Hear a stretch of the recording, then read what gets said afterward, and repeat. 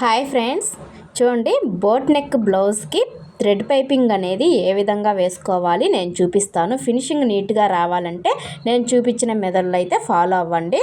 First వచ్చేసి ఒకవైపు ఇలా పావించు మందంలో ఇలా నీట్గా మొత్తాన్ని స్టిచ్చింగ్ అనేది చేసుకోవాలి.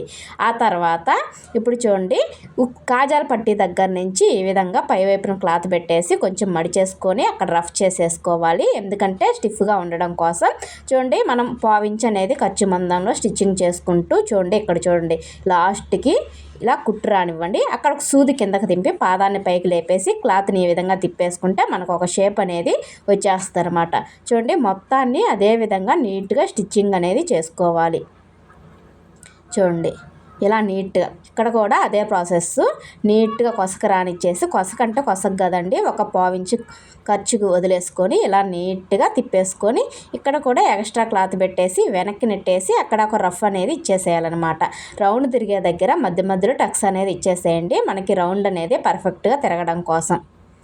చూడండి మొత్తాన్ని అదే విధంగా కట్ చేసి పెట్టేసుకోండి. ఇప్పుడు చూడండి థ్రెడ్ తీసుకోండి. మనకి 12వ నెంబర్ థ్రెడ్ అయితేనే పర్ఫెక్ట్గా వస్తుంది. ఈ విధంగా థ్రెడ్ పెట్టేసి వెనక్కి నెట్టేసుకోవాలి. ఇప్పుడు స్టార్టింగ్లో రఫ్ ఇచ్చేసేయండి, ఎందుకంటే మనం గట్టిగా లాగుతాం కాబట్టి అది రాకుండా ఉండడం కోసం. ఇలా నీట్గా థ్రెడ్కి క్లాత్కి మధ్యలో సూది రానిచ్చేసుకుంటూ మనం స్టిచ్చింగ్ అనేది చేసుకోవాలి.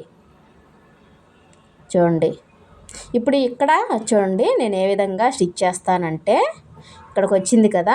ఇప్పుడు చూడండి మనకి ఇలా రౌండ్ తిప్పేసుకొని క్లాత్ని అనేది ఈ విధంగా పైకి ఇప్పుడు అక్కడ సూది కిందకి దింపి పాదాన్ని పైకి లేపేసి సూత్తో కనుక మనం ఈ విధంగా క్లాత్ని నెట్టేసుకుంటే పైపింగ్ అనేది పర్ఫెక్ట్గా వచ్చేస్తుంది. చాలామందికి అక్కడ కొత్తగా నేర్చుకునే వారికి అక్కడ తిరగడం చాలా కష్టం అండి. ఇప్పుడు నేను చూపించిన ప్రాసెస్లో అయితే మీరు కూడా స్టిచ్చింగ్ చేసుకోండి, పర్ఫెక్ట్గా వస్తుంది. చూడండి అదేవిధంగా ఇక్కడ కూడా ఇదిగోండి ఈ మూల ఉంది కదా, ఆ మూలలో థ్రెడ్ని ఈ విధంగా అనేసి పైకి లేపేస్తే మనకి థ్రెడ్ పైపింగ్ అనేది నీట్గా వస్తుంది. సూది కిందకి దింపి పాదాన్ని పైకి లేపేసి ఈ విధంగా స్టిచ్చింగ్ అనేది చేసేసుకోవాలి.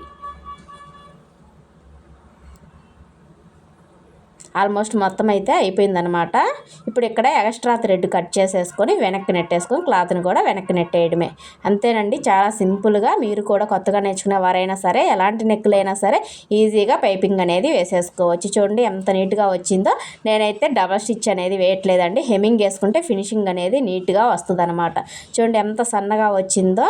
ఇది క్లాత్ కూడా కొంచెం మందంగానే ఉంది. ఓకే ఫ్రెండ్స్, వీడియో నచ్చిందా? నచ్చితే ఖచ్చితంగా ఒక లైక్ అయితే చేయండి. నెక్స్ట్ వీడియోలో మళ్ళీ కలుద్దాం. Bye friends.